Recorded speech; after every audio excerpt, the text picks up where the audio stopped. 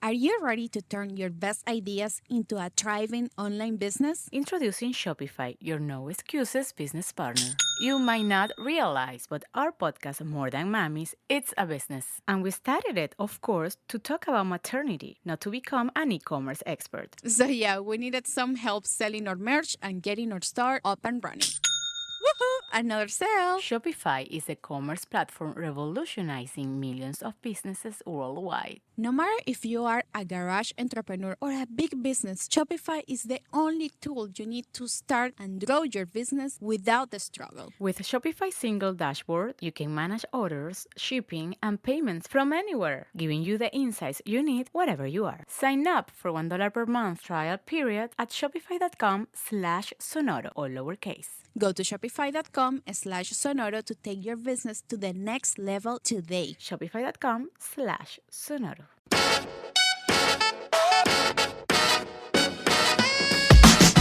Welcome to episode 82 of the Brown and Black podcast. My name is Jack Rico. And I'm Mike Sargent. And every week we take a look at race and pop culture through a brown and black lens.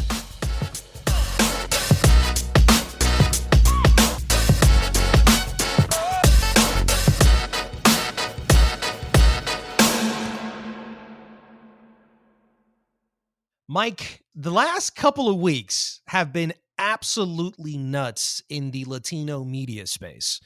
And we should begin with Gordita Chronicles from Eva Longoria. Now, understand that this is the peak of the mountain for Latino shows, having Eva Longoria on it. Gordita Chronicles on HBO Max, canceled. Then Batgirl with a Dominican Leslie Grace, bachatera, that even Kevin Feige had to call the directors of Batgirl and go, yo, dude, I am so sorry on behalf of the industry. They just shelved and canned the movie. A $90 million film. See, this is the power of these corporate heads.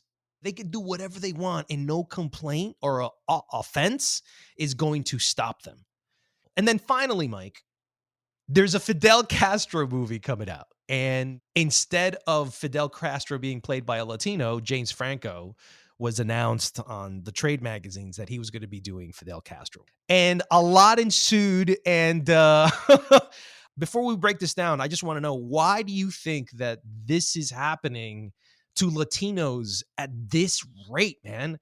And this isn't a coincidence. Is this happening to the Black community right now? No. I think that, and keep in mind, the notion of blackface, brown face, or yellow face, it's a whole thing. It's all the faces, let's not talk about identities, that white actors can wear on film. And it's not just that they portray these characters. Dude, I was doing research for this conversation, and I came across an article. It's from 2016, okay? I'm just going to read the title of the article. 100 times a white actor played someone who wasn't white. Damn, that's a lot of times. That's right. And they go back to 1915. So this has been going on for over 100 years. It's still going on. Yeah, it's happening. And we want to take the time before we interview our featured guest today, David Castañeda from the Umbrella Academy, who, by the way, awesome interview. I mean, this dude is so much fun to just chill and hang with. I wasn't an Umbrella Academy fan, and then as soon as I started watching it for this interview, I'm a fan now, Mike. Oh, dude. Well, I've been watching it. I had been watching it for the first 2 seasons. Now I'm in the 3rd season and they're clearly having a lot of fun with the show. But no, he was a great interview, and I think part of our conversation that we're framing this to talk about is that question. Okay, what is the future for representation, especially Blacks and Latinos? The thing that stood out most to me about all of the James Franco casting was what the producer said. His quote in the Hollywood Reporter was John Leguizamo's criticism of James Franco. His comments are culturally uneducated. Let's get to it.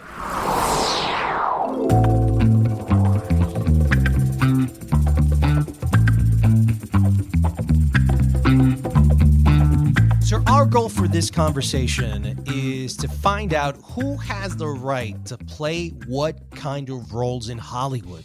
Should an actor's ethnicity, race, or nationality align with the character? You know, some have argued, Mike, that artistic freedom and skill should be the guiding principle. But Mike, why don't we begin with the root of this whole problem, Fidel Castro? That is what the mothers of Cuba say, you know, and they cannot do anything. Public opinion is powerful in Cuba, and nobody can opposite public opinion in this time. What they do is to be with the public opinion that have confidence in our movement and in myself. What I think is interesting about Fidel Castro is not just that he's getting portrayed on film, it's because of who he is and what his relationship was with this country. He was a revolutionary and a politician, and he was the leader of Cuba from 1959 to 2008. That's very significant, how Hollywood reframes, recaptures, or in many times reimagines history, and then how people are affected by it. People don't know who Fidel Castro was so much, but they know who James Franco is. Exactly, which now brings us to another rant by John Leguizamo. All right, look, I got no problems with James Franco, okay? So y'all just calm down. I grew up in an era where Latin people couldn't play Latin people on film, where Charlton Heston played a Mexican, where Eli Wallach played Mexican, where Pacino played Cuban and Puerto Rican, where Ben Affleck, even in Argo, played a Latin guy, and Marissa Tomei played Latin women, and we couldn't play our own roles. Even there was brown face, you know, people painting themselves to look Latin in West Side Story, Eli Wallach and the Wild Bunch. That's the era I grew up in, the era where they told you to change your name, stay out of the sun, that only white Latinos or white passing Latinos would get jobs. And they weren't even the main leads, because every time you ask for a main lead, they go, but there's no Latin actor who can carry that movie. Yeah, because you're never given the opportunity to play anything that was of worth, that had worthy value, that was of integral part of the plot that could give you box office. So no, appropriating our stories, no more of that. I'm done with that. You know, why can't Bruno Mars be Mr. Hernandez, or Oscar Isaac these days be Oscar Isaac Hernandez? Because they can't. I've been told so many times, you can't have two Latin people in the movie, otherwise people think it's a Latin movie, and you know how, whatever, however you want to finish that. You know, or Latin people don't want to see Latin people, they want to see white people in roles. It's like, that's what I've been told. So that's what goes on in this industry. And it should be equal playing field. We should all be able to play whatever role, but that's not the way it works. It only goes one way, okay? That's just how it is. Now, here's what's fascinating about that. John Leguizamo, who is the author of a play called Latin History for Morons, which I saw on Broadway like 2 or 3 times, and was on, I think it's still on Netflix, and I've seen that like another 2 times. It's an incredible like encyclopedia of Hispanic history. What happened in the 3,000 years between our great indigenous civilizations and us? How did we become so goddamn non-existent? Because if you don't see yourself represented outside of yourself, you just feel fucking invisible. So, I had good reason to panic, because as the great 20th century Spanish philosopher Santana once said, oh, no, not Carlos, George, who said, those who cannot remember their past are doomed to repeat it, coño.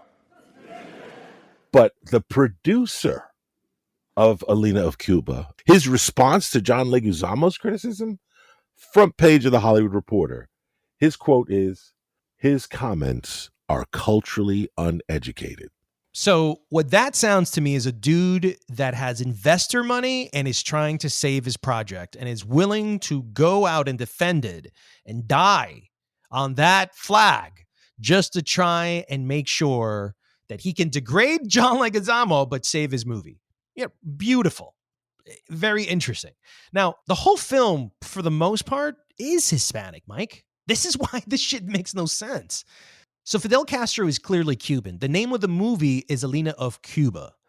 And it's written by Jose Rivera. Now, if you guys don't know who Jose Rivera is, just go watch the Motorcycle Diaries. And then you'll know who he is. He's Puerto Rican. And it's also co-written by Nilo Cruz, who's a Pulitzer Prize winner in 2003 for Anna in the Tropics that ended up going to Broadway. Jimmy Smith starred in it. I was there in the audience to see it. And then Ana Villafañe, who played Gloria Stefan on My Feet on Broadway, is playing Alina. The only one who's not Hispanic and playing a Hispanic is James Franco. That is absolutely insane. And I think what that has caused is this outrage by other people like Bill Maher, who went to town on this casting issue with John Leguizamo. James Franco was just chosen to play Fidel Castro, and John Leguizamo posted, "No more appropriation. Boycott. This is fucked up. I don't got a problem with Franco, but he ain't Latino." Okay, but John Leguizamo is Colombian American. He ain't a Venetian, but he played one.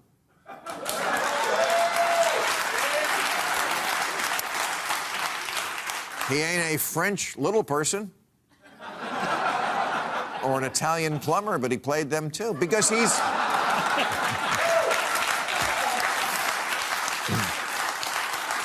because he's an actor. Why the hell do you think people become actors? Because they want to spend their life not being who they are. So, Mike, there are essentially two arguments here, right? There's the John Leguizamo argument going, yo, he's not Latino and he shouldn't be playing Latinos. And then you got Bill Maher going, but why can you play everybody else except James Franco can't do the same? And I wanted to kind of tackle these two issues right here, but is there any truth to you that what Bill is saying is true? Well, here's the thing. When you compare two things that really shouldn't be compared, I feel like, there's a very specific term for that, but it's done often in matters of race. When white people say they've experienced racism, I've had people tell me everybody's racist.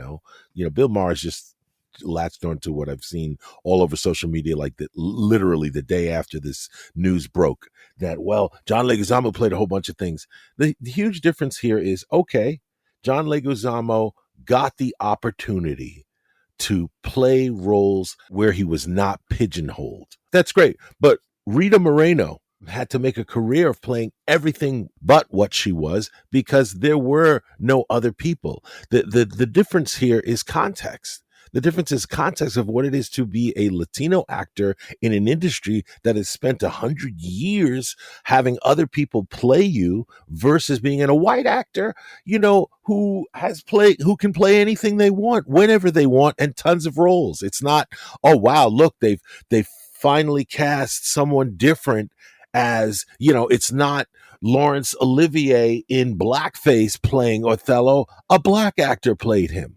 There's a huge difference, in my opinion. But then how do you explain this? Fidel Castro's daughter, real daughter, Alina Fernandez, has already said that James Franco has an obvious physical resemblance with Fidel Castro besides his skills and charisma.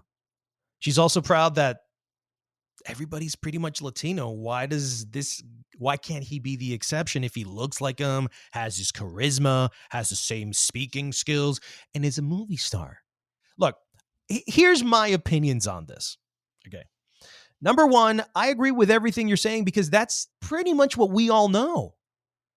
That underrepresentation exists because of shit like this, James Franco.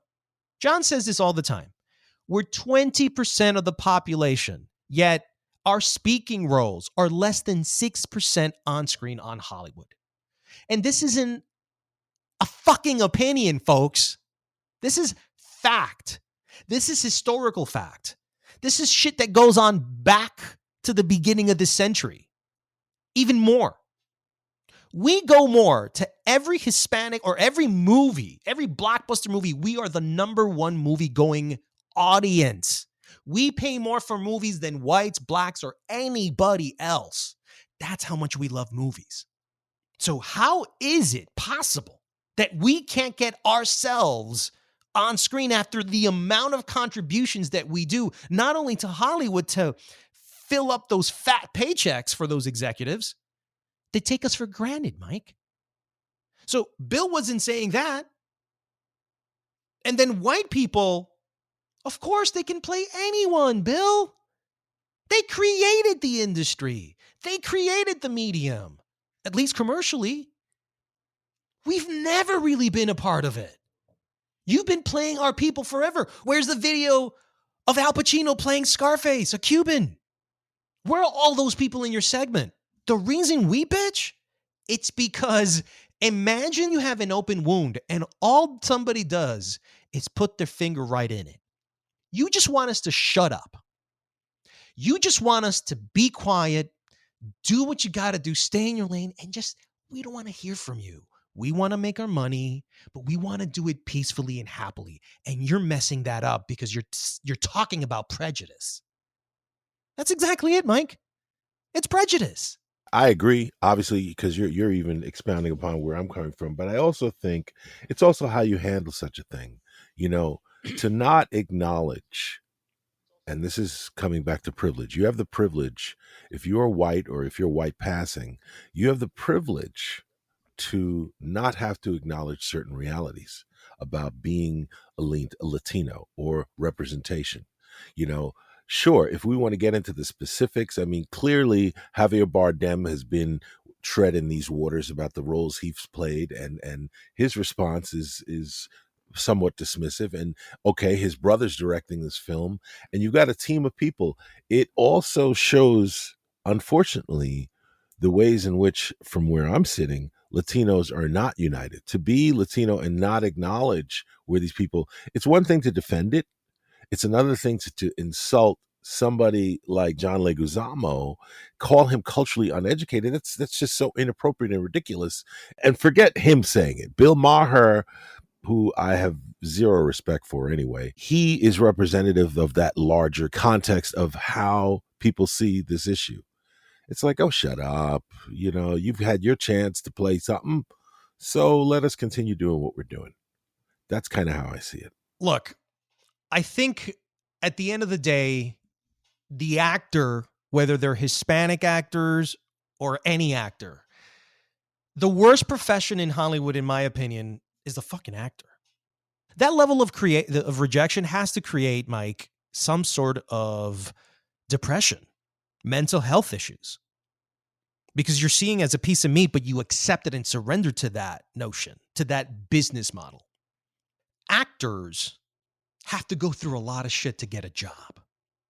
So because of that, they're desperate to play any role that can put food on their table, man. Sometimes it's not about the fucking craft. Sometimes it's just strictly about survival. You're willing to play anybody. So Hispanics will play gangsters and everything for decades because there's no other roles. But they love acting. And if this degrades them, so be it. But I put food on my table from honest work. And what do you think the point of an actor is? It's to always inhabit the body, the existence of another person. It's what Bill said. And so I thought there was an interesting argument there. And how would actors feel if you told them, hey, by the way, you're white, blue-eyed, and have brown hair, but you can't play white people who have blonde hair? That's a whole other subset of actors that are being ignored by you, right? An actor will tell you, I can play whatever the fuck I want. Every actor will tell you, I can play Chinese, I can play Indian, I can play whatever the hell I want because my skill is so good that you will believe me as an Indian. You will believe me as a Latino. And Mike, at what point do you question that skill? It's not the skill that's being questioned. It's the playing field that's not level. You can't apply the same rules if the playing field's not level. You can't say, okay, this white actor can play anything they want, And as a Latino, you're only going to get these parts unless you can pass for Italian and you're Andy Garcia, and then you can play Italians until people accept you as being more than just quote unquote whatever Latino. But what about Lou Diamond Phillips in La Bamba? He's Native American playing a Latino, but no one's fucking ever in the history of this filmmaking country ever said anything about that. Okay, but I'll tell you something else. I'll tell you why. Because let's for a second look at Native Americans. If you want to talk about representation, how have they been represented by Hollywood? Probably worse than us. Exactly. And countless times been played by white men. And then when they were... So a minority can play another minority, but a white person can't play a minority in any way. Again, what playing field are we talking about? The new Prey movie, it did so well that they're going to give an apology to Sachin Littlefeather, who was completely disrespected and blacklisted from Hollywood just because she stood up to protest an industry that already the person who sent her had benefited from, Marlon Brando, by playing multiple other roles. He played Asian, Latino. He played whatever he wanted because he's a white actor and he had that privilege. It's a very different thing. I understand privilege. I'm talking about every other struggling white actor that has been offered by a white director to play a non-white role. The white director tells his white actor friend, hey man, I know you're struggling. We got this Hispanic, one, but Hispanics are kind of white anyway. So just play him. His last name is Hernandez and we'll throw you $5,000 for the role. How is that actor going to say, no, I'm not going to do it? It's not a question of whether the actor would say no. It's a question of whether or not the producer would let that happen and that the director thought it was okay. Right. So what I'm saying is don't attack the actor. Attack the producer. Okay. In this case, the producer attacked the actor. Okay. The producer of the film attacked John Leguizamo. Why don't we talk about the real issue here, which is the business, what you were talking about, the industry issue here. And I think that that's the problem with people going into this business. There's this romance that it's first about the art and then it's about the business. And then everybody's shocked when they find out, holy shit, this is a business? So to me, I have to attack the following thing, Mike, okay? This Elena Fernandez woman wants to get her movie made. She's most likely a producer on the film as well. Mike, you've produced films. You've directed films. You've been in films. What would you not do to save your movie? And then the investors going, well, I don't like Juan Carlos Hernandez playing Fidel Castro. He's occupying a lot of screen time. I mean, I don't know who the fuck Juan Carlos Hernandez is. But listen, he's the best suited person for this role. Bro, yeah, but I can't sell him in fucking India. I can't sell him in China. I'm definitely not going to sell him in Scotland. So then what about James Franco? Oh, yeah, I can sell that any day. He looks like him. They're both white, right? Yeah, skin color white. And they both got the beard. Can he do like a Hispanic accent? I'm sure he's an actor. He can do a Hispanic accent. All right, do it. We got our guy. And then in case they say anything about the movie, 99% of the whole film is Hispanic. So take that, assholes. That's what happened. That's what they said, Mike. That was the thinking behind this whole thing. They thought they could get away with it. And the question is, do we trash all of the work that these Hispanics have done? Nilo, Jose, Miguel, Ana Villafañe, a Hispanic story, crew, cast over this.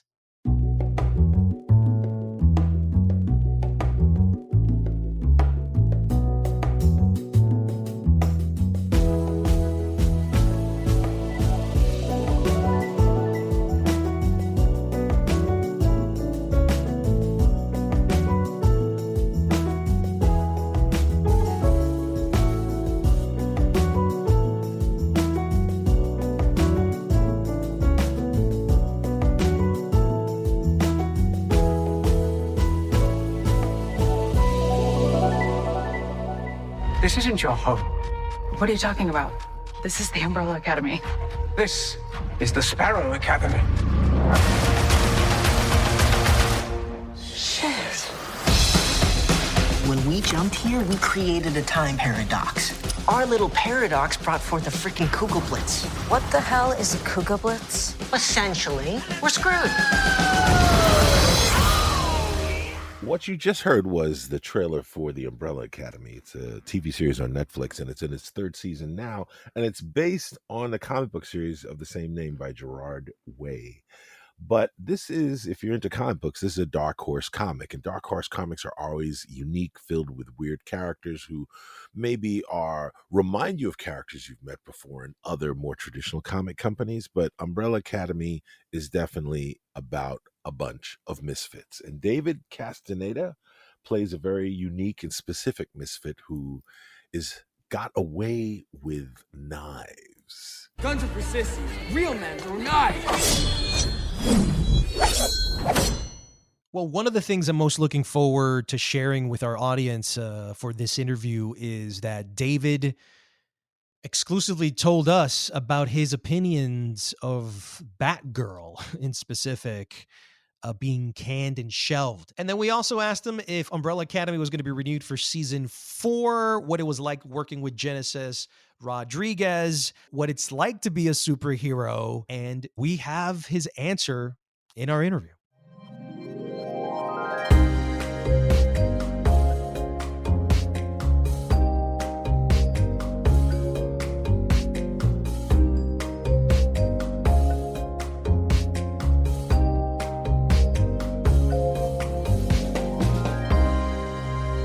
Okay, we are here with actor David Castañeda, who plays Diego on The Umbrella Academy. Welcome to Brown and Black. Oh, thank you very much for having us. I appreciate you guys taking time on your busy schedules to accommodate a fellow thespian. So Mike said David Castañeda, but I'm Latino, so I go David Castañeda. True to that ñ. How do you like it? Because, by the way, this has happened with Zoe Saldana, too. It's Zoe Saldana, which at every Univision interview that I did with her, it's Zoe Saldana. But then all of a sudden, these whiteys were like, no, we got to remove that tilde. It's Saldana. And it's Saldana. So where are you with the Nieda or Neda?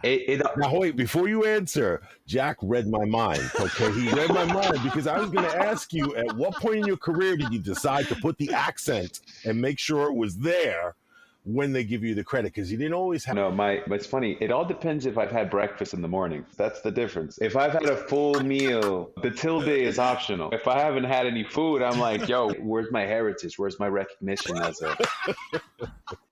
as my grandfather and all these things? So I have 2 last names, right? Latinos, we have 2 last names. We have father's last name, mother's. So I'm Castañeda Núñez. So I have 2 tildes in my last names.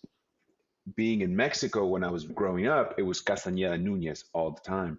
And coming to the United States, it was just easier to just let people, I just wanted people to be my friends. But hold on a second. Come on, man. Why allow yourself to be dictated by these peeps, man, as opposed to just being you and go, yo, this is how you pronounce it? Oh, man. At that point, I just wanted friends. I was 13 years old coming to the United States, and I'm like, all right, like, what do kids like here? I'm like, all right, they like Fat Farm, they like Inichi, they like South Pole, they like these brands, they like Sean John. And I was like, okay, they also like basketball, football, big sports, and they're massively into the dating game. So I was like, I need to get myself integrated in these things. But now, my one of my closest friends, he's the one that said, would you like to have the tilde back? And I was like, I've always had it, but it's when you're going to these casting offices, Castanza has to. These bastards. Yeah, they just chop it up and they butcher it. Dude, I'd be so, like I said, it just depends on what state I am, but most of the time I'm pretty like easy about it, except when it's written down.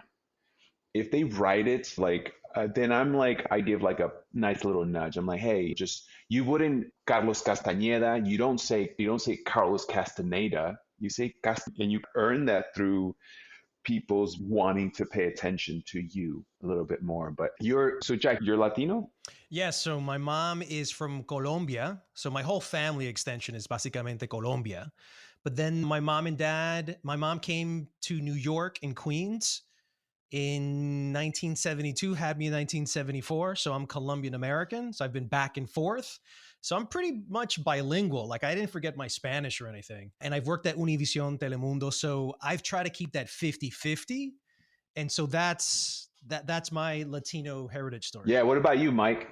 What's your? I'm not Latino, okay, but I'm I guess what you call second generation West Indian. My family's West Indian, and I've lived in New York all my life. But one of the reasons Jack and I do, and it's called Brown and Black, is because we both love each other's culture. We both don't even understand why there's conflict. We both, it sounds corny, but we really, the unity is part of why we do the show. That's beautiful, man. In Mexico, we understand that there's a form of racism there. Clearly, you see Televisa and it's like white Mexicans, but then you have the real Mexicans. When you came to the United States, was race an issue? Was that a subject matter? Was that something that you were aware of? Or was that like, holy shit, something just struck me? How would I say this? A fish doesn't know that it's swimming in water. So like when you're so entranced of just a different culture in itself, you're not so focused on what's the pigment or the color of my skin and how is that affecting how other people view me. Because till the age of 7, I was being raised in Pico Rivera, East LA, San Gabriel Valley, moved to Mexico. And I'm in Mexico and this chubby, light-skinned Mexican, and I'm there and they're calling me gringo, hey, gringo, gringo. And then I'm doing history classes. And in history, they're teaching us about the Treaty of Santa Ana when part of Mexico was taken away to the United States. And they're calling me land stealer. And I'm like, what are you talking? My family is from here. And then so then I adapt, or they get to know me, and obviously I become part of the community. But then they pull me out, I go back to the United States, and the first thing I'm hearing from people is like a beaner or wetback. And I'm like, I'm American. So if it messes with your mindset or my mindset at that point of being like, oh no, but this is my individual story, not realizing that so many kids that are coming from Mexico to the United States are facing this thing that we usually tend to name things we don't know. We don't understand this, so we're just going to call it something so we can put you in a box. And I think the older I've gotten, the more I understand that, like, I was having this conversation with my dad, and me and my dad, we become friends the older I've gotten. And I really appreciate that with my father, where I listen to him and he listens to me and we have a dialogue about things. But he said, it's interesting, depending on the car I have in Mexico, depend if someone opens the door for me or if someone puts me in the back of the parking lot. It's like, it's that pure classism in Mexico. And pure classism. I tell him, I was like, Dad, you have to understand, those aren't the places you want to be around. It's not the places that like will really accept you for who you really want to be. And I understand his way of thinking, because he was like, it's a whole system that I need to be able to thrive inside of it. And if I leave it, then there's almost like the unknown aspect of classism. And especially when you're trying to make money in Mexico or in the United States, you feel like I have to play a certain game. I have to appear a certain way. I have to act a certain way, because it doesn't matter if the pigment of someone's skin, if someone's dressed like they have no resources, you're going to view them a different way than someone that comes with someone that's dressed very appropriately. And that's the thing that really messes with people's minds. So my own way of, I don't want to say my own way of, I want to contribute to this, because I'm still learning in my own senses. I don't focus on those things. I don't want to focus on like the kind of shoes you're wearing or the kind of car you drive, or I want to focus on values. Like, how do you treat people? How are you with that sense? And if I see you acting up, then I just know you're in pain. I know that you're masking that with something else. And I have to not take that personal. Like, how are you? This is not going to affect me, but how can I serve you now? Like my father being like, and I'd be like, I understand. You've lived like this for 58 years now. He comes from a very interesting background also. My grandfather was Chinese, came to Mexico.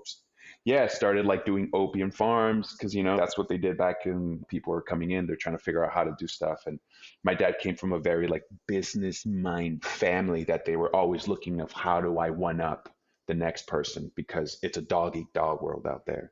David, you're Asian Latino? Yeah, a little bit. Oh shit, man. About an eighth. Because I saw your Instagram account, it said Wong, and I was like, what's that part? Because Wikipedia, everything does not mention it at all. Yeah, my great grandfather comes from Canton. I love like my heritage of going from like really spicy ass food to then going like garlic and fucking like everything with like oil and shit. Like I like in white rice. I fucking love that shit, man. Yes. That's the great thing about having different cultures, man. It's awesome. Definitely. I have to ask you now a couple questions because you gave so much context and talk about who you are. I want to know how you went from studying civil engineering to acting, but I'm also curious, what was your understanding of this business and how you'd be perceived I want to know how you went from civil engineering to acting, and then what was your picture of that landscape? When you are in a space of solitude, and especially when I lived in Mexico, it was very much like a very small town. And there's something about when there's less distractions that your mind just explodes in imagination, right? Like you're just yes. And even like they say this thing where like when on a day-to-day basis, if you just go walk without your phone for 20 minutes, you realize you have so many ideas and so many things that you are not distracted from or away from. And so when I was there in Mexico and I had all these big ideas and big dreams, but I obviously couldn't hone it to being like, is there a world where I can explore these things? Because in Mexico, the only thing that leads you to a profession in cinema is nepotism. You very much have to belong to a certain class or have a father or a mother or an uncle that is very high up and has these connections. Nepotism babies. Yeah. And so-and-so's daughter or so-and-so's son or so-and-so's nephew, and like next year they're like starring in a soap opera and things like that. When I went to the US, all my entire line of uncles, they were all in construction, mostly plumbers. I got to go on Sundays and Saturdays to go dig 3-foot holes and like 15 feet long in like random ass neighborhoods in like Monterey Park and Pico and Temple City, or like the Beverly Hills of Mexico, which is like Downey. And like you go to these mansions and like I'm there as like a 16-year-old and my dad's like, all right, look, I need you to dig from here to there. And I'm like, Dad, there's a sidewalk there. I can't dig. So I'll figure it out. I'm going to go get some lunch and I'll be back in a few hours. And this needs to be ready by the time I come back. And I'm like, yo, like this is. And so my dad would say those things and then he'd come back and be like, civil engineers, they don't have to do any of that. And they make 3 times or 4 times the amount of money I make. And so little by little, like they were telling me, as you're growing up, you want your parents' approval or the fatherly or motherly figure of your life. You want them to really approve of you. And because there was no one in my school or no one in my life that I saw that went into storytelling, it was just a fantasy. But I went to college. I started nibbling with like student film auditions and I was like, oh, let me just try this and I'll try that. And I had to convince my parents to be like, hey, the civil engineering thing, I was 2 years in and I was like, I feel like by the time I'm 30, I'll be very rich, but very depressed. I really need to do something else. And they said, okay, what do you want to do? And I was like, oh, I want to do theater. And they were like, okay, so we'll go do theater. No, por favor, no lo hagas. Here's what's funny. They were really against it. But what I did was like, I went and signed up for theater and I didn't tell them. I went and signed up for theater real quick and I did it for 2 weeks. And I was like, this is crazy. These people are nuts. And that's the first thing I thought. I was like, they are so out there.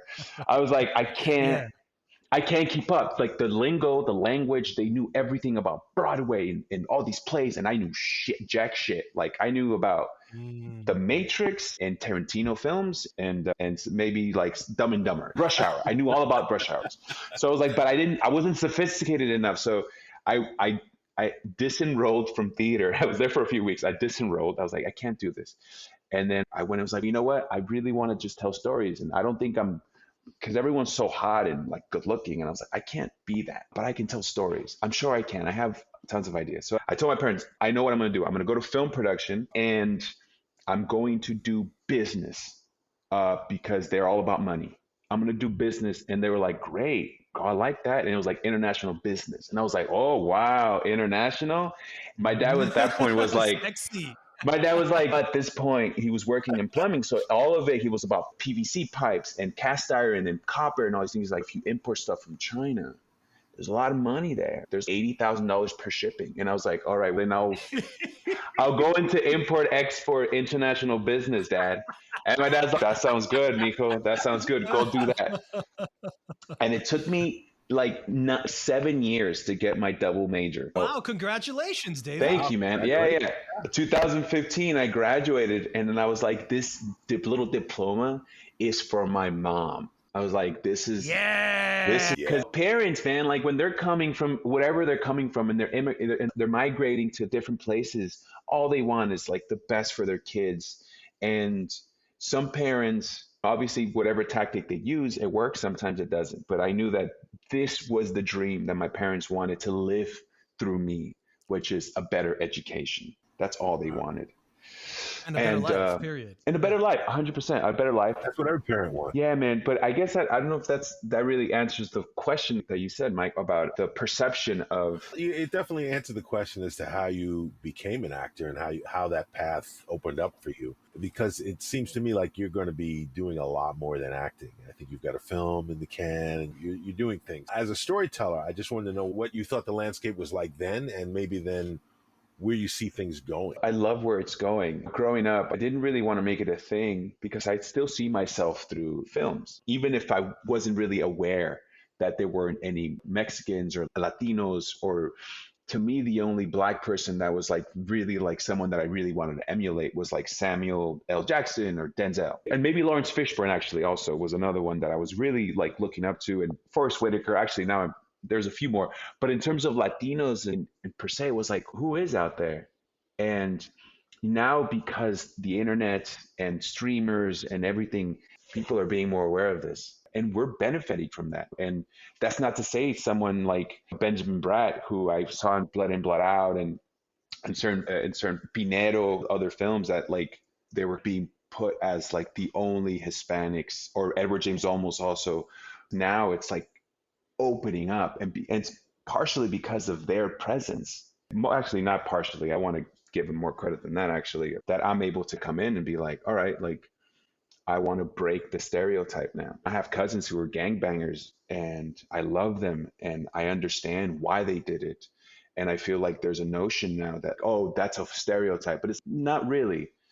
If it's told truthfully and authentically, you can see that they're not gangbangers. They're people that do these things to meet a necessity. And what that necessity is something that we all can relate to. And those are the aspects that I am starting to appreciate now when you're opening up to other ethnicities to come in and be their own heroes in their stories. Speaking of, we go from gangbanger mentality and the authenticity of those characters. There was another actor that I was talking about that I had spoken to about a movie he did with Liam Neeson, and he plays a cartel guy crossing the border to kill him.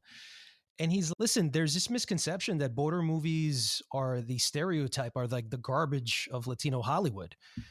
But if you've ever crossed the border, that's an adventure. That's like a story. That's like chaos. That's trauma. That is scarring. That is, if you can tell those stories uniquely and not the way maybe television shows portray it, like Breaking Bad or something of that nature, then there is some humanity in that is worth telling, but not just recycled. And so when we go from that, David, to Diego Hargreeves' superhero, like, what the fuck?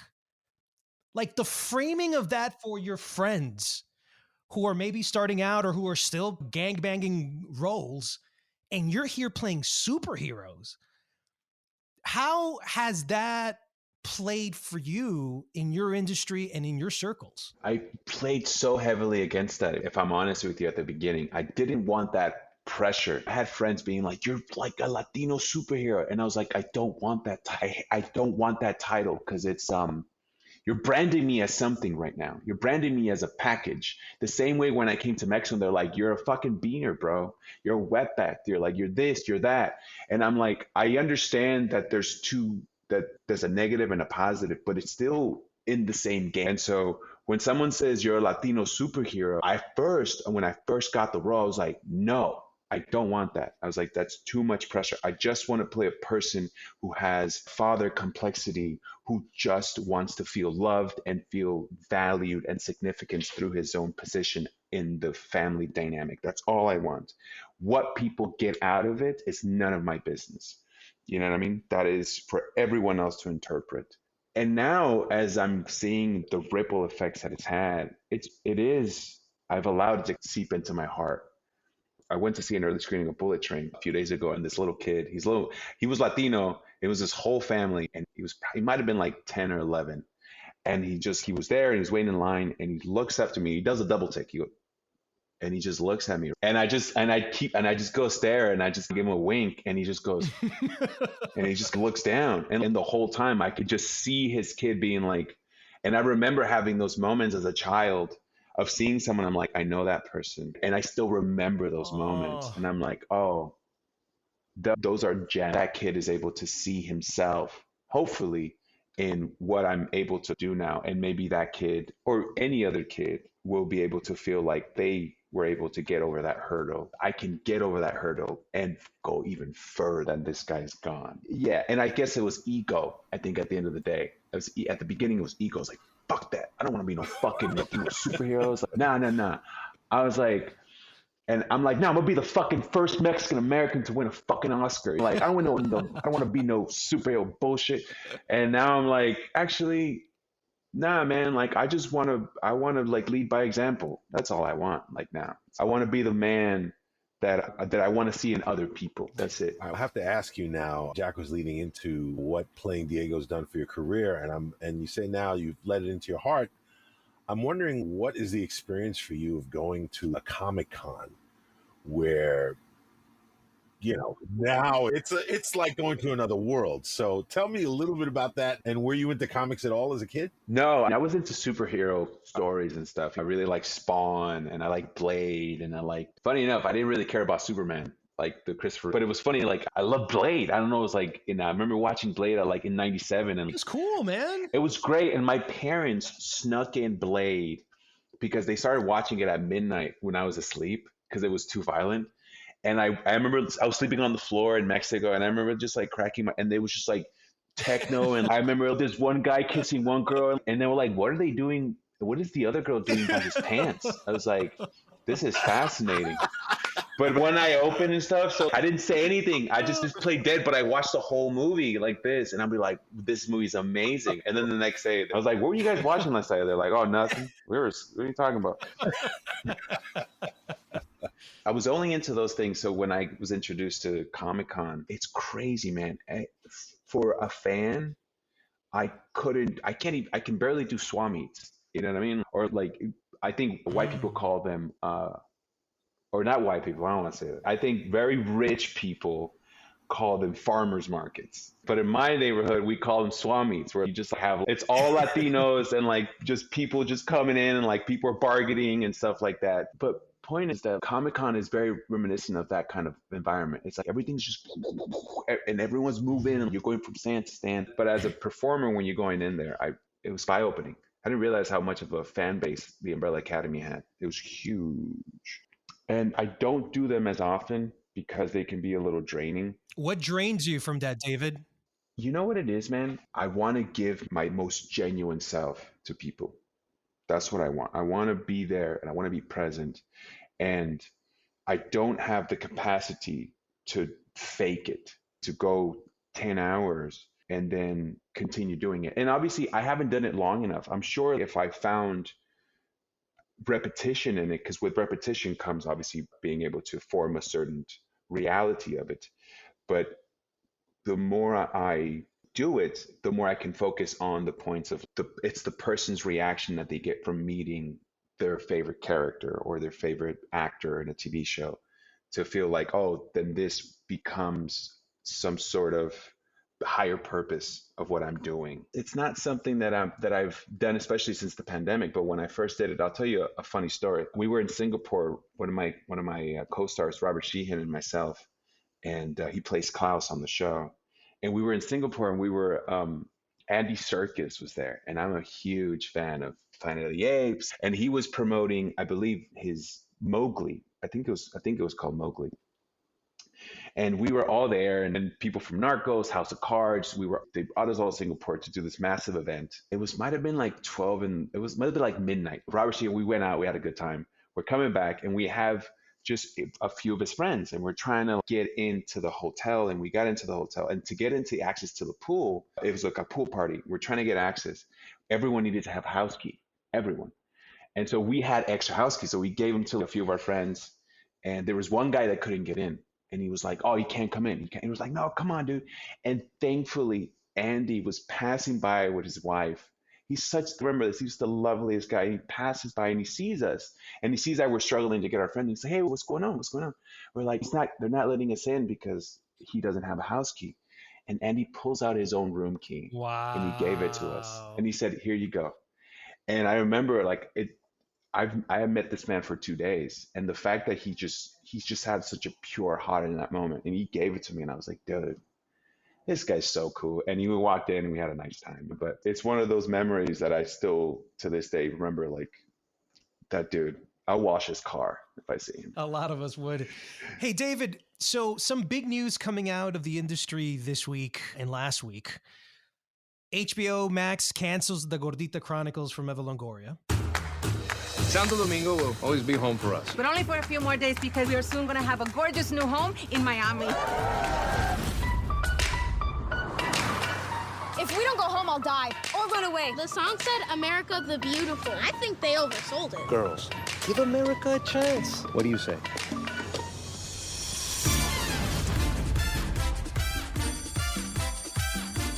Everybody here looks like Madonna.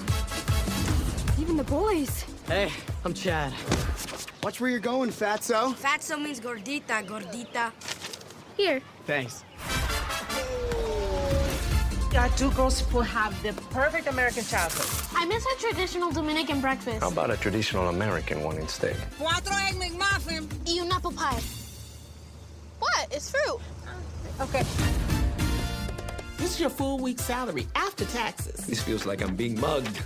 Don't I know? For a country that calls itself land of the free, this place sure is expensive. And then Batgirl gets executed and shelved to never see the light of day, which has a Dominican Afro-Latina Batgirl. Yeah. So the word on Twitter, and you being a superhero, and it's fucking difficult to get something renewed. It's really fucking difficult to get something to air. And to air for 2-3 seasons and then give it a shot as opposed to constantly canceling it. What are your thoughts, David? You're in a very popular show. You're living in right now a very prestigious moment in your life that not others can't. They can't celebrate the way you can. In the sense of Batgirl, the movie was pretty much done. There were 7 months in Scotland, and now they're not going to be able to even talk about it. Yeah. From your perspective, how are you reading from the inside Latino stories being canceled a mile a minute, man? What are your friends talking about? What are your managers and agents saying about this? Have you been hearing any of it? Are you having any discussions about this? What is going on, man? It's funny. It's funny because as you're asking this question, I'm looking down at Lexi's name because I'm like, I'm sure she's thinking, don't say anything stupid. Don't say anything stupid. Don't say anything stupid.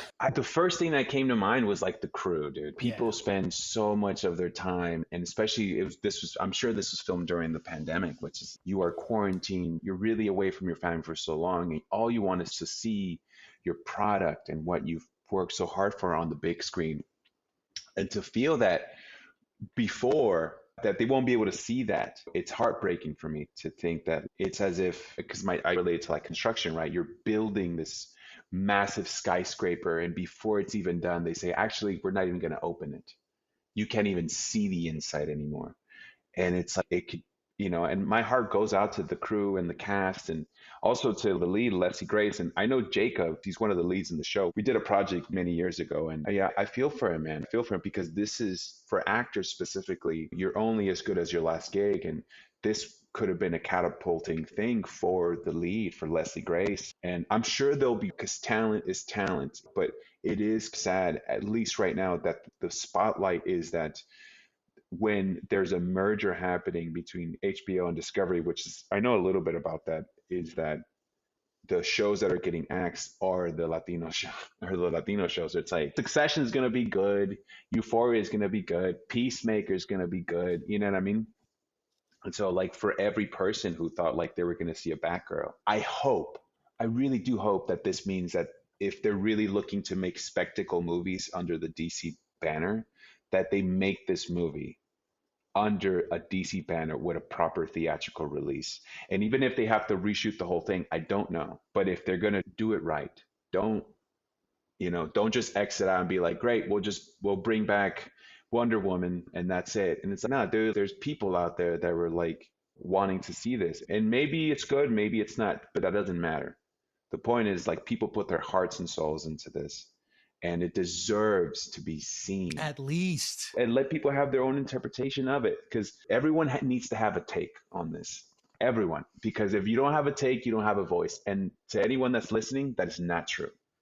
All right? That is not true, because everyone tries to go the opposite direction just to make themselves feel like they're worthy of something. It's not, dude. Don't need to do that. Speaking of heart and soul, got to ask you about Roofers. Roofers was something that I created with one of my closest friends from high school, and it started off as like little snippets, and I very released them very shortly, and like on YouTube and stuff like that. But it was my own interpretation of watching Seinfeld. It's a show about just nothing but in the hood. And what I did was with Roofers was like, oh, you know what? Let's shoot something where a real story between like my closest friends and my dynamic with friends that I grew up with. And let's see what happens when they try to get into the weed business. Let's just see what happens. I always related it to Hanging with the Homeboys. I don't know if you guys ever seen the John Leguizamo film. Come on. Oh, absolutely. Yeah, of course. Come on. Yeah. And so we did it, right? And it's one of the things that I'm so passionate about. And I loved how it was turning out. And I needed to do a few reshoots. And my closest friend, Ricky Sainz, who was one of the actors in it, when I hit him up, it's like, hey, dude, I want to do these reshoots for just these 2 scenes. And he was like, oh, yeah, man. Yeah, I quit acting and I'm in South America right now. And I'm like, what? And he's like, yeah, man, I came for a wedding for a weekend and I had such a wonderful time that I called my bosses in LA and I told them I quit. Wow. And I'm not moving back. I'm not going back to the United States. Wow. And I was so happy by how he found his purpose I need to follow this, that I didn't bother getting angry at him for being like, we have a fucking thing we have to finish.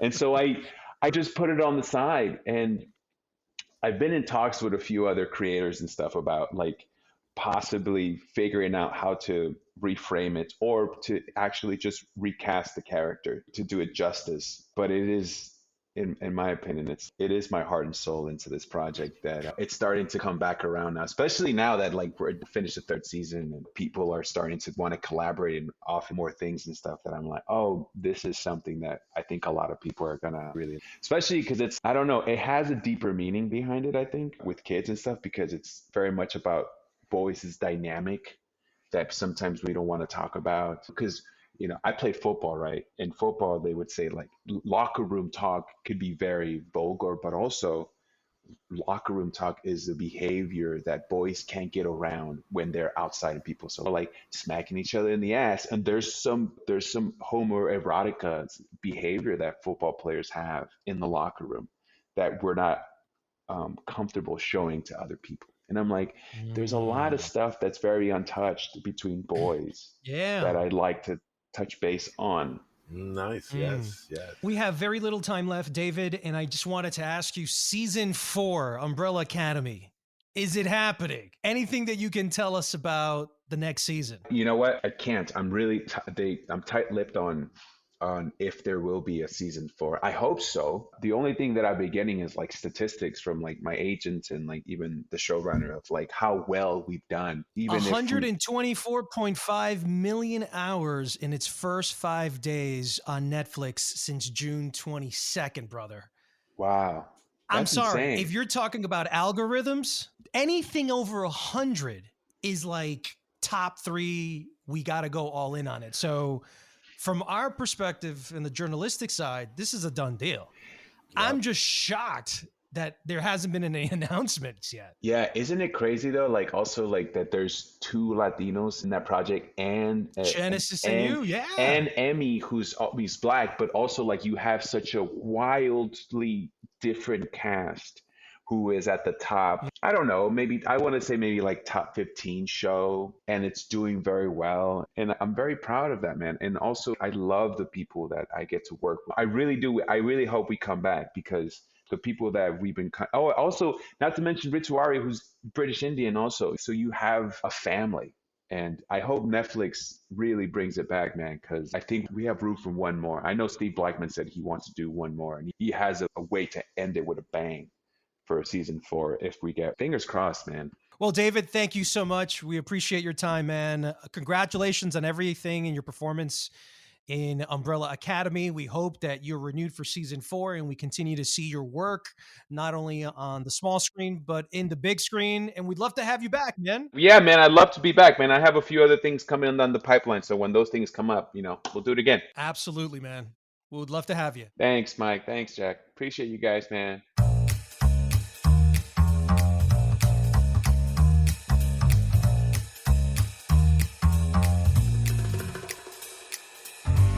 And that's it for this episode of Brown and Black. We'd like to thank David Castañeda for coming on the show. And if you would like to support this podcast, please subscribe and leave a review. Your help will allow us to be heard by many more people. This episode was edited by Joshua Tirado. You can follow our comments and opinions on @BrownBlack Podcast on Twitter, Instagram, and YouTube. We'll see you on the next episode of Brown and Black.